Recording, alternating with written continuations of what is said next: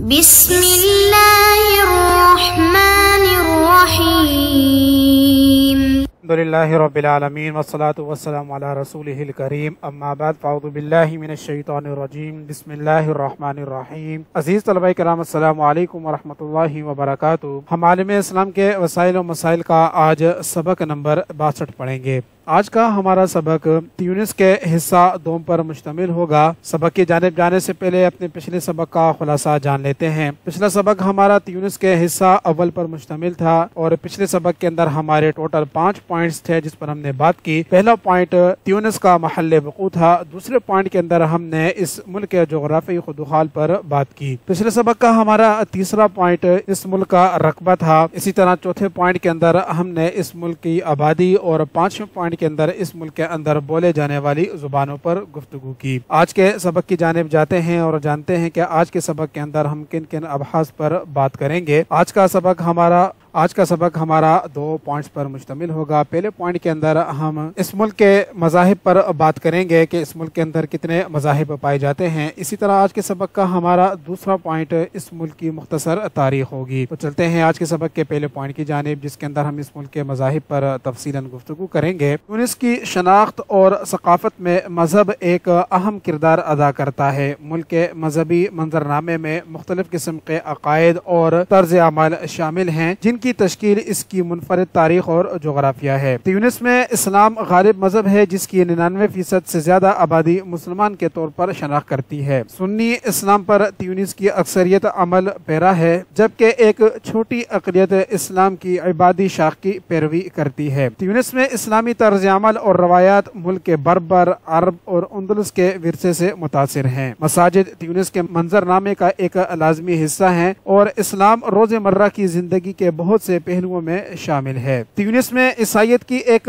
طویل تاریخ ہے جو رومن سلطنت اور ابتدائی عیسائی چرچ سے ملتی ہے، تاہم آج عیسائیت تیونسیوں کی صرف ایک چھوٹی سی اقلیت کی نمائندگی کرتی ہے جس میں بنیادی طور پر غیر ملکی شامل ہیں۔ تیونس کے زیادہ تر عیسائی رومن کیتھولک ہیں اور یہ کمیونٹی بین المذاہب مکالمے اور ثقافتی تبادلے کو فروغ دینے میں اہم کردار ادا کرتی ہے۔ تیونس میں یہودیت کی بھی گہری جڑیں ہیں۔ قدیم زمانے سے یہودیوں کی موجودگی اس ملک میں ہے، تاہم 20ویں صدی میں تیونس کی زیادہ تر یہودی آبادی اسرائیل یا فرانس کی طرف ہجرت کر گئی تھی جس سے ایک بہت چھوٹی کمیونٹی پیچھے رہ گئی ہے۔ تیونس کی یہودی برادری عبادت گاہوں، اسکولوں کی دیکھ بھال کرتی ہے اور ملک کے امیر یہودی ورثے کے تحفظ میں اہم کردار ادا کرتی ہے۔ اسلام، عیسائیت اور یہودیت کے علاوہ تیونس دیگر مذہبی برادریوں کا بھی گھر ہے جس کے اندر بہائی، ہندو مت اور بدھ مت شامل ہیں۔ یہ کمیونٹیز چھوٹی ہیں اور اکثر تارکین وطن پر مشتمل ہیں لیکن یہ تیونس کے ثقافتی تنوع میں حصہ ڈالتی ہیں اور ملک کی تکثیری تاریخ کی یاد دہانی کا کام کرتی ہیں۔ عزیز طلبہ کرام، اس طرح آج کے سبق کا ہمارا یہ پہلا پوائنٹ مکمل ہوا کہ جس کے اندر ہم نے تیونس کے مذاہب پر بات کی۔ اب چلتے ہیں آج کے سبق کے اگلے پوائنٹ کی جانب جس کے اندر ہم اس ملک کی مختصر تاریخ کا جائزہ لیں گے۔ تیونس میں 12ویں صدی قبل مسیح میں سب سے پہلے فونیشی لوگ آ کر آباد ہوئے۔ 6 صدی قبل مسیح میں موجودہ شہر تونس کے قریب کاربیج آباد کیا گیا جو کچھ عرصہ بعد ایک عظیم شہری ریاست بن گیا۔ 146 قبل مسیح میں اسے رومیوں نے تباہ کر دیا۔ بعد ازاں اسی جگہ جولیس سیزر نے اسی نام کا ایک نیا شہر بسایا۔ 2 صدی قبل مسیح سے 5ویں صدی تک تیونس کا علاقہ رومن صوبے کا حصہ رہا۔ 6ویں صدی عیسوی میں تیونس شہر وینڈل قبائل کے زیر نگین آ گیا اور پھر کچھ عرصے بعد بازنطینی سلطنت کا حصہ بن گیا۔ حضرت عثمان غنی رضی اللہ تعالیٰ عنہ کے زمانے مبارک میں حضرت عقبہ بن نافع رضی اللہ تعالیٰ عنہ نے 646 عیسوی میں تیونس کو فتح کر کے اسلامی مملکت میں شامل کیا اور یہاں کے بربر قبائل مشرف با اسلام ہو گئے۔ اسلامی فتوحات کے ساتھ ہی تیونس تاریکی کے پردوں سے نکلا اور ایک اسلامی ریاست کی حیثیت سے اجاگر ہوا۔ یہاں اسلام کی اشاعت تیزی سے بڑھی۔ میں عربوں نے قیروان کی بنیاد رکھی۔ حسان بن النعمان نے 698 میں قدیم دارالحکومت قرطاجنہ پر قبضہ کیا۔ انہوں نے یہاں ایک بندرگاہ قائم کی اور ایک بحری بیڑا تعینات کیا۔ جہاز سازی کی پہلی گودی بھی حسان کے زمانے میں بنی۔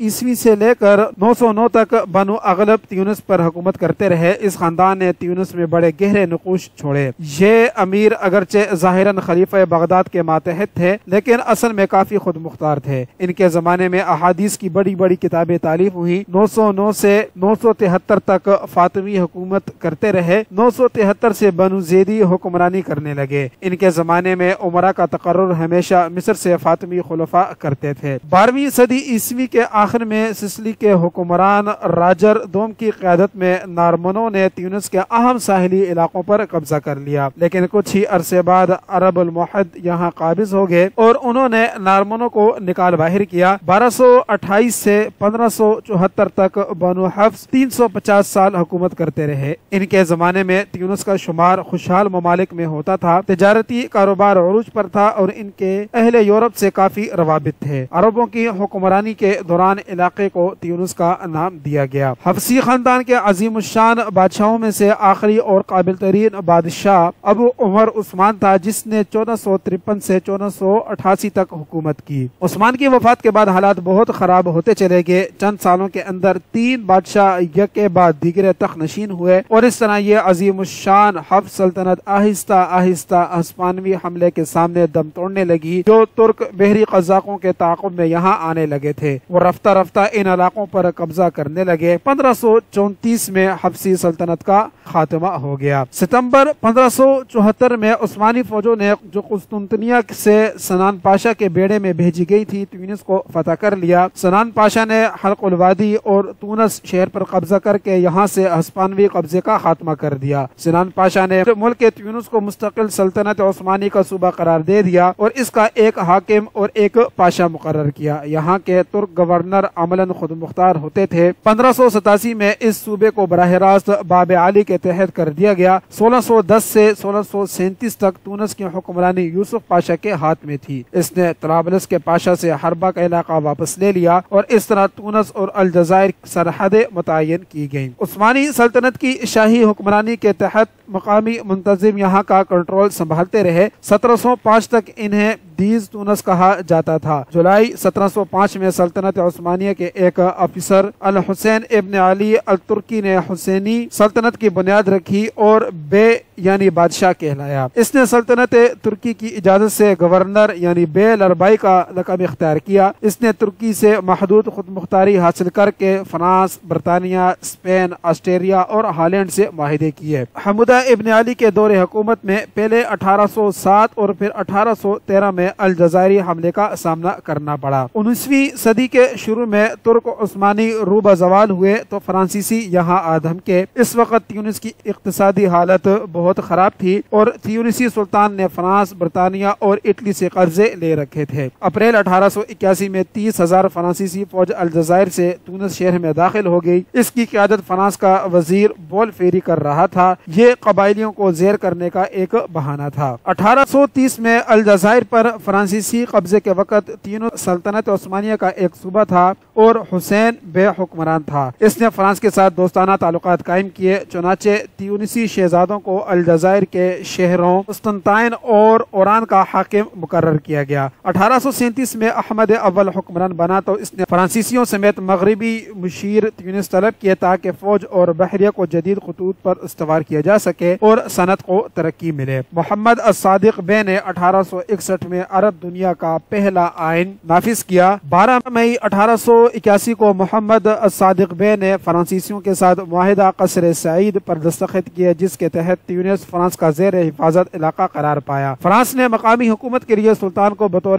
حکمران برقرار رکھا، لیکن حقیقی حکمرانی اپنے پاس رکھی۔ وزیروں کی نامزدگی کا اختیار سلطان کو حاصل تھا۔ فرانسیسی حکمرانی کے نتیجے میں تیونس میں کئی اہم سماجی اور سیاسی تبدیلیاں آئیں۔ فرانسیسی آبادکاروں کا ایک بڑا گروپ شمالی ساحلی علاقے میں آباد ہوا۔ یہ انتظامی عہدوں پر فائز ہوئے اور کاروباری امور اپنے ہاتھ میں لے لیے۔ ان آبادکاروں کی وجہ سے تیونس میں مغربی ثقافت بہت مضبوط ہوئی۔ 1900 کی دہائی میں نوجوان تیونسیوں میں آزادی کی امنگ پیدا ہوئی۔ فرانس انتظامیہ نے متعدد محب وطن تحریکوں کو کامیابی سے کچل دیا۔ 1920 میں مختلف قوم پرست گروپ متحد ہوئے اور عبدالعزیز الشعبلی کی قیادت میں دستور پارٹی قائم کی اور وسیع جمہوری اصلاحات کی پیروی کی۔ 19 1925 में दस्तूर पार्टी पर पाबंदी आयद कर दी गई, लेकिन 1930 की दहाई में इसे दोबारा मुनज़्ज़म किया गया। 1934 में एक नौजवान मुहिब वतन वकील हबीब अली बुरकीबा ने पार्टी को न्यू दस्तूर पार्टी के नाम से मुनज़्ज़म किया। दस्तूर और न्यू दस्तूर पार्टी दोनों को 1938 में हुकूमती दबाव पर तोड़ दिया गया। 1939 में हबीब बुरकीबा ने न्यू दस्तूर पार्टी के झंडे तले जिद्दोजहद आज़ादी का आगाज किया। दूसरी जंग अजीम के दौरान जर्मनी ने फ्रांस पर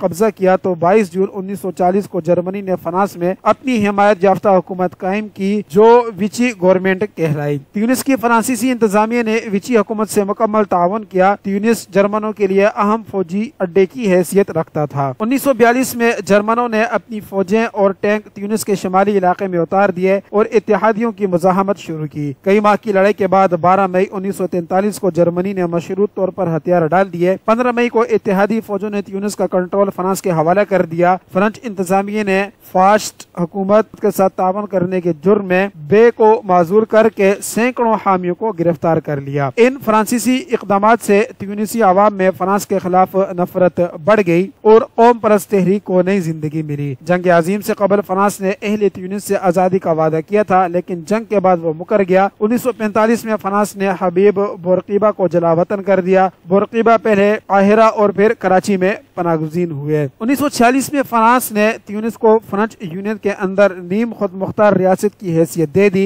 अगस्त 1947 में इसे मजीद खुद मुख्तारी उस वक्त मिली जब फ्रांसीसी रेजिडेंट जनरल ने ट्यूनिसियों पर मुश्तमिल हुकूमत तश्कील दी। सितंबर 1949 में बुरकीबा जलावतनी के बाद वतन वापस लौट आए और दोबारा ट्यूनिस की आज़ादी की मुहिम शुरू की।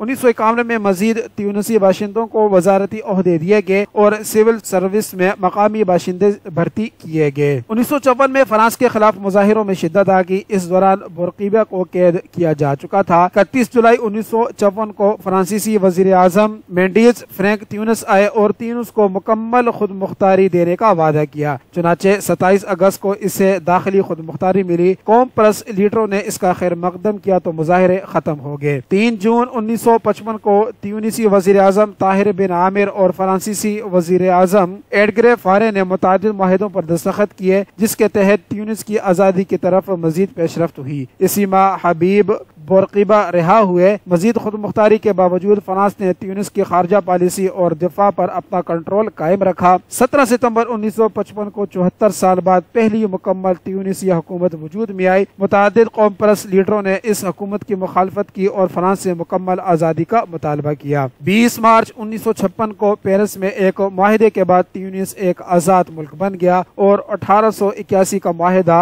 बारडो मनसूख करके फ्रांस ने इसे खुद आज़ाद और खुद मुख्तार मुल्क तस्लीम कर लिया। सुल्तान मोहम्मद अमीन बे के तहत आईनी बादशाहत कायम हुई और मुल्क का सरकारी नाम अल मुमलिकतुत तूनिसिया करार पाया। अजीज तलबा कराम, इस तरह आज का हमारा ये सबक मुकम्मल हुआ। आज के सबक का खुलासा जान लेते हैं कि आज के सबक के अंदर हमने किन किन अबहास पर बात की। आज का सबक हमारा 2 पॉइंट पर मुश्तमिल था। पहले पॉइंट के अंदर हमने ट्यूनिस में पाए जाने वाले मज़ाहिब पर बहस की और दूसरे पॉइंट के अंदर हमने इस मुल्क की मुख्तसर तारीख का जायजा लिया। तो इस खुलासे के साथ ही हमारा आज का सबक मुकम्मल होता है। अस्सलामु अलैकुम वरहमतुल्लाहि वबरकातुहू।